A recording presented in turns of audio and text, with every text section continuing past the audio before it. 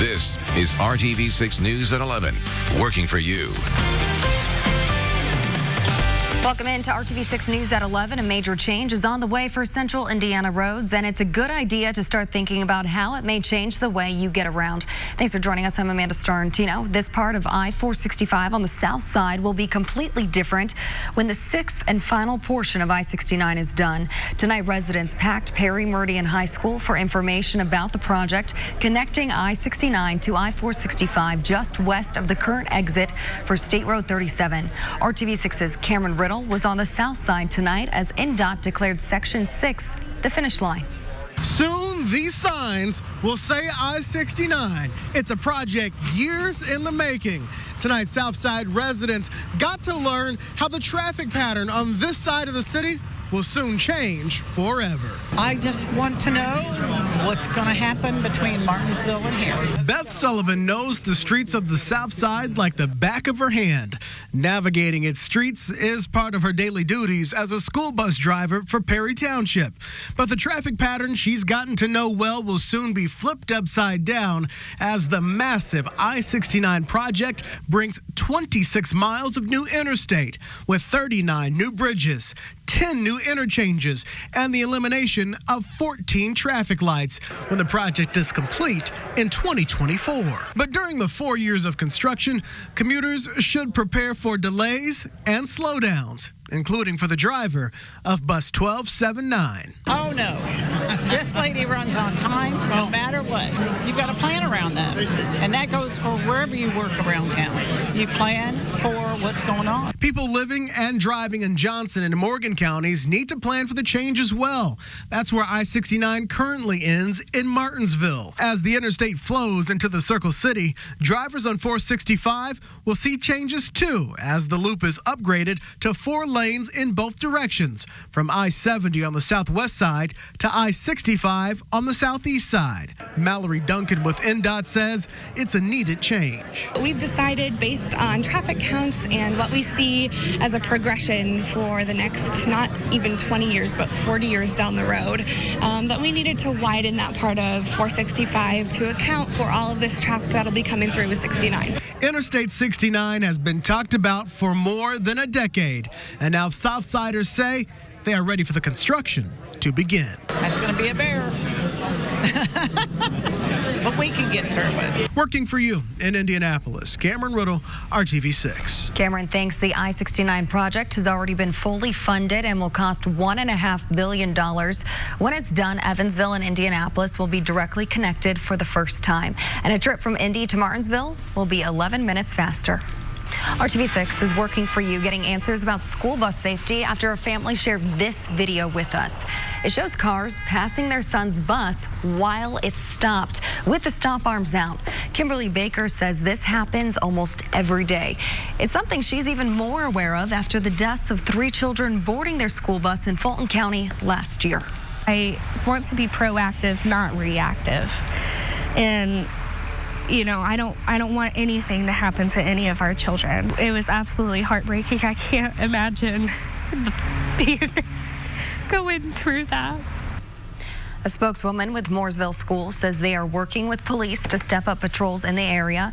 Today, officers were out in the morning and afternoon near the bus stop. The district is also testing out a new camera system for its school buses. Baker is taking her push for safety one step farther. She filed a complaint with INDOT asking for signs to alert drivers to the bus stop. And now we're in the Weather Center with Chief Meteorologist Kevin Gregory, and nice sunny day today. It was very pretty. And it was cooler than yesterday, but we take it. I mean, it's all part of the transition. We were at 65 yesterday, 55 today. Talk about tomorrow's surprises, and they won't be surprises because we're talking about them now. That's the good news. Cloud cover and maybe enough rain to get the streets wet this evening in your neighborhood. Rain certainly hasn't been widespread. With the clouds in place, our temperature will be slow to change tonight. There's the headline as we go into the weekend. Colder next week, potentially cold enough for rain and snow showers Wednesday night and on Halloween, especially northwest of Indy. Far more on that coming up in a bit. Not as windy now, but it's a cool direction. That north wind 5 to 10 miles per hour. Temperature at 51. What will it be like tomorrow? Lots of clouds, dry, temperatures in the upper 50s. We focus on Saturday rain coming up. Good news for some Speedway homeowners. Beginning in January, their flood insurance will go down because FEMA gave the town the go-ahead to revise its flood insurance map. New at 11, RTV6's Cornelius Hawker shows you which parts of Speedway are getting some relief and talks to a woman who says you have to be persistent to get things changed. Don't give up. On issues that impact your family. That's Jessica Crook, who says for 15 years, she, along with everyone else in her neighborhood, have paid more for flood insurance year after year. We went from an $800 flood insurance payment to over $2,000 in the span of just a couple of years. FEMA sets the price for flood insurance, so the town of Speedway knew they had to go through them to get things changed, resulting in the Dry Run Diversion Drainage Project. It's a project that started in 2015, going through local, state, and finally federal channels to get approved. For people that are in Speedway that are currently in a floodplain, if their house is in a floodplain, the result of this project will be that it will no longer be in a floodplain. In a meeting Thursday night, Town Manager Jacob Blasdale explained that come January 24th, 2020, those who own homes or businesses in the area of the dry run diversion will be able to get insurance at a lower rate. The area has a reduced risk of flood, but of course that hasn't been completely eliminated. It's just a lesser risk of there being a flood. Because the risk isn't eliminated, the town is still encouraging people to get flood insurance, but Jacob knows since it will no longer be required in January, some people may decide not to get it at all. People like Jessica. We've never had any issue with water in our basement, anywhere, so. Yeah.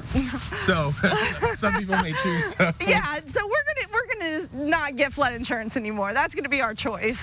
Working for you in Speedway, Cornelius Hawker, RTV6. Thank you, Cornelius. And this project was approved because Speedway created a drainage ditch to hold water that could potentially flood homes in that area during major rainstorms like the aftermath of this storm in 2015. If you want to know your home's flood risk, go to this story in the RTV6 app where you'll find a link to FEMA's flood maps. The Department of Public Works says repairs are supposed to begin on Monday after an East Side woman reached out to RTV6 for help. I've been dealing with it for over 3 years. I'd like to get it fixed and fixed right. Wanda Davis says the road outside her home on Woods Crossing Drive has been crackling and crumbling and getting worse for years. It's at the point where she says she has to put chunks of the road back together out of concern for others' safety. It's getting frustrating to where you walk out here, you trip over this. I mean, pulling into your driveway, you have to go off-road and just to get into your driveway. Davis has kept notes of all her attempts to contact the city for help. When RTV6 searched her case number with the Mayor's Action Center, it listed her issue as complete. DPW says that's because a crew has been assigned to the project. Not long after our crew met with Davis, workers were on her street marking the area to be repaired. DPW says those repairs will start at the beginning of next week. As long as the weather cooperates, we will check in with Davis to see if this project gets done. If you are having a hard time getting results and holding agencies accountable, connect with us at RTV6. You can send us a message on Facebook or to our email, workingforyou@rtv6.com. Investigators are revealing new information about the two people killed when their SUV crashed through the wall of a parking garage in downtown Indianapolis. The Marion County Coroner's Office says the victims are 70-year-old Iristine Hunt and 70-year-old Charles Hunt from University Park, Illinois. Investigators say their Lincoln SUV hit the left rear corner of another parked vehicle. Then the SUV traveled 20 feet through the side of the garage and fell upside down in an alley below. The investigation continues into what's being called a tragic accident. And RTV6 is doing some digging into an opioid crisis in Indiana.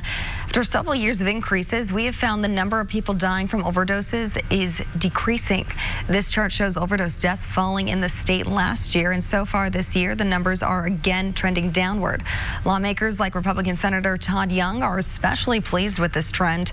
Last year, he was a key sponsor of several bills that became law, including an $8.5 billion commitment to fighting opioid abuse.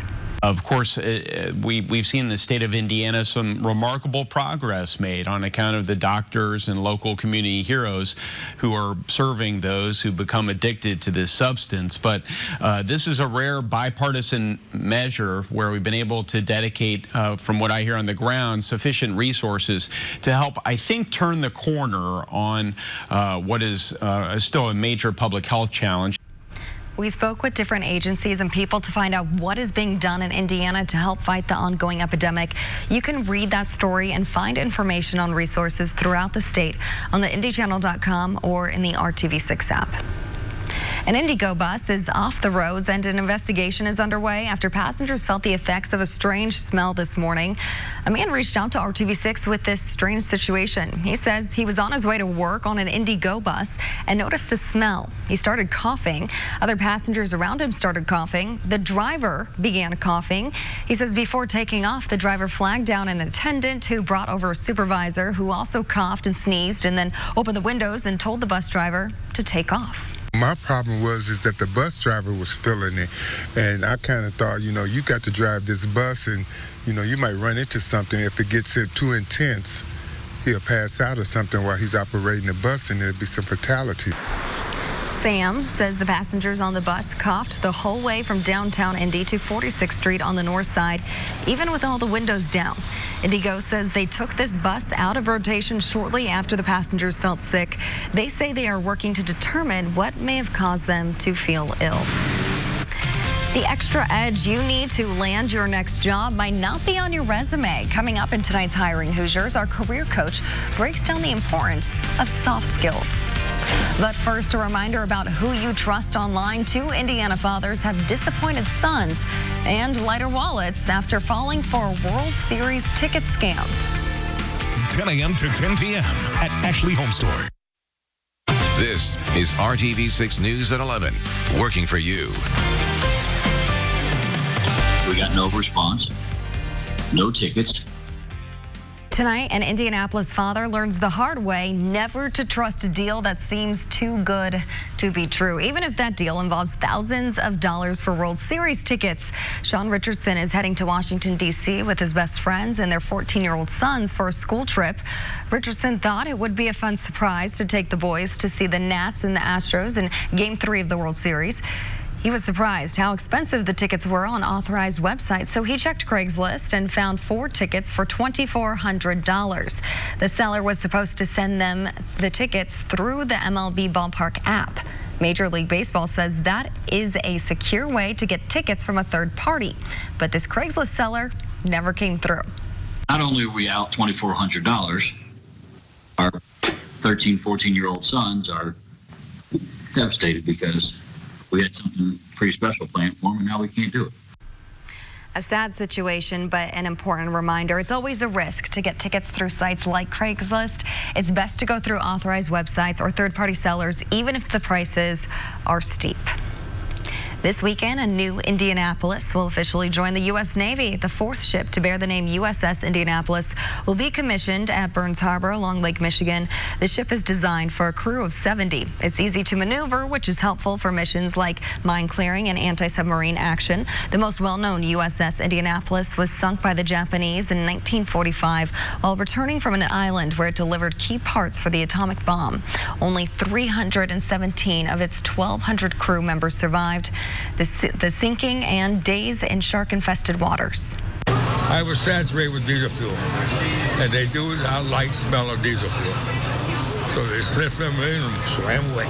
So it saved my life, the diesel fuel. Yeah. Seaman Second Class Dick Thielen survived the sinking of the second USS Indianapolis. He got a look at the new ship today. 11,000 people are expected at Saturday's commissioning ceremony. The ship will be stationed at Mayport Naval Station near Jacksonville, Florida. Another busy day in Washington with new developments in the impeachment inquiry into President Trump. Reed Binion explains the latest ways congressional Republicans are pushing back against the investigation. Senate Judiciary Chairman Lindsey Graham announced Thursday a resolution co-sponsored by Senate Majority Leader Mitch McConnell condemning the House impeachment inquiry against President Trump. And the purpose of the resolution is to let the House know that the process you're engaging in regarding the attempted impeachment of President Trump is out of bounds.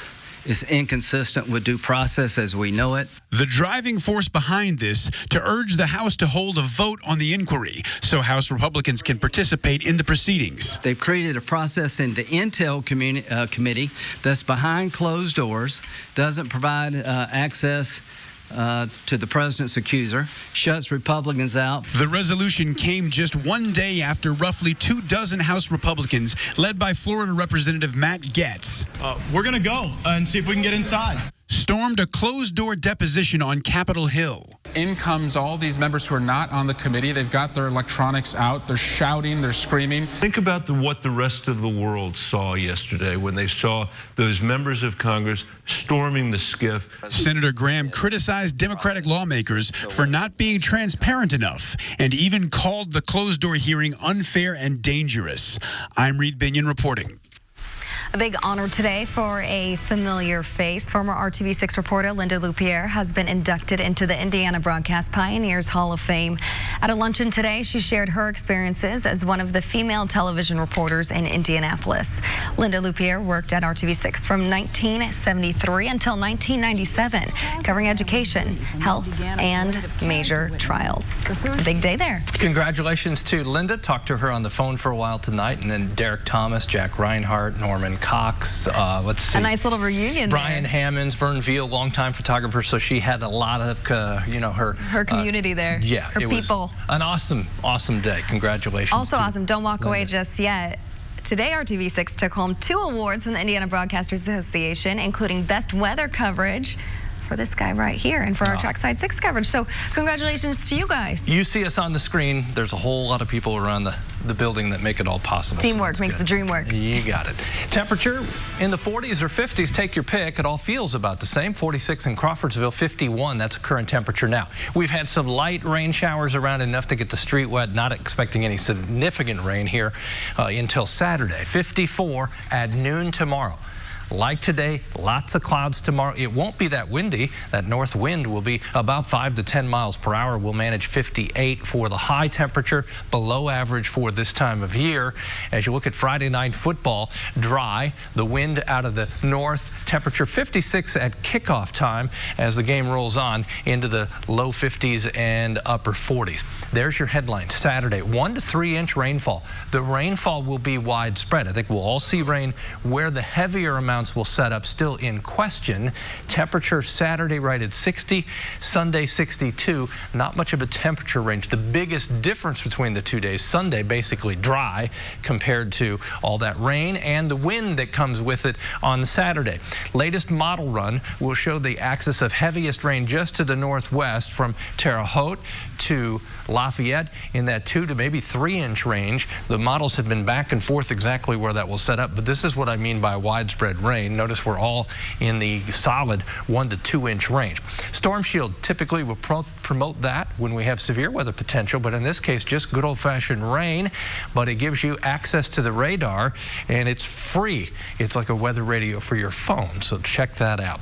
In Bloomington, in West Lafayette, the opponent will be rain as well as the Illini for the Boilermakers. 51 at kickoff.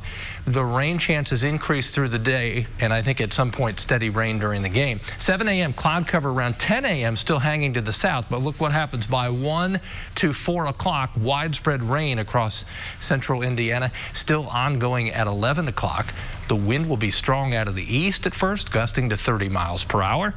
Temperatures just struggle to move much. 11 o'clock through the overnight, the last push of rain. I think any steadier or heavier rain is gone as we get up on Sunday morning. Just a few light showers around, and then we dry out.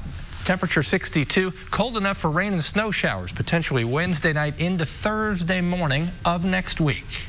Dave? Purple rain, purple rain. Simple as that. I'm Prince. A very cool moment at the Peyton Manning Children's Hospital as several Pacers stopped by for a little Halloween party.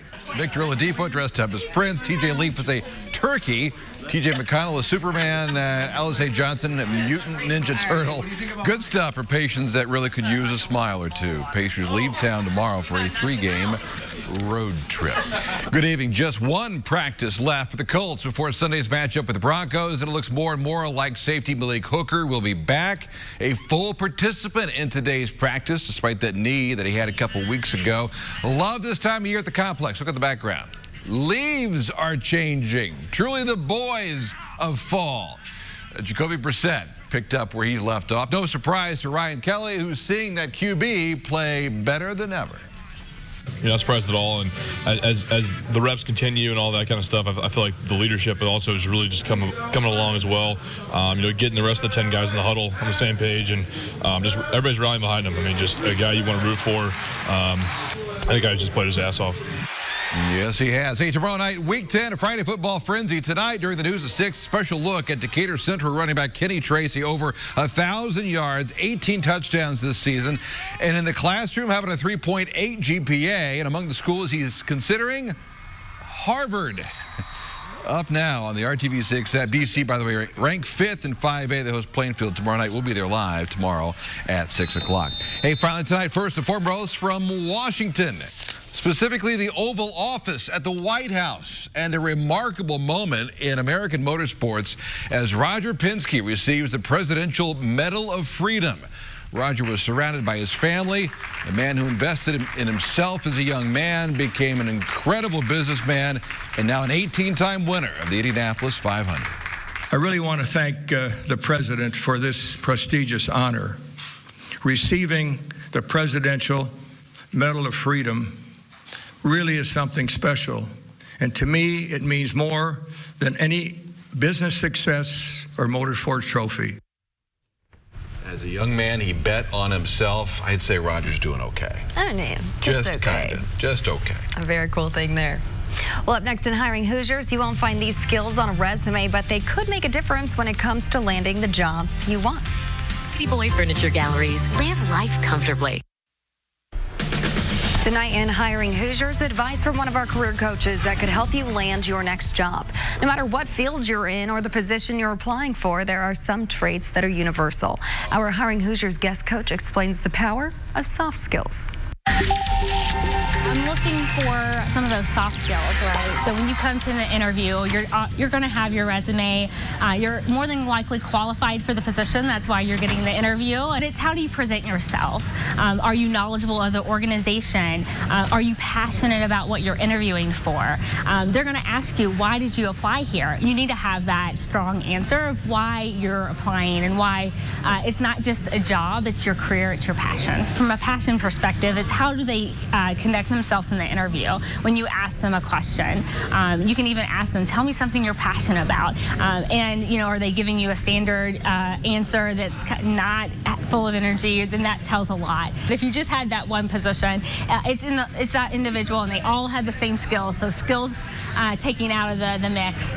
What is that person that was energetic, passionate about the position, really looking to come and make a difference in your organization? For more advice from our career coaches and job openings you can apply for right now, head to hiringhoosiers.com. We'll be right back. You and your troops. Call now at 1-800-ASPEN-DENTAL.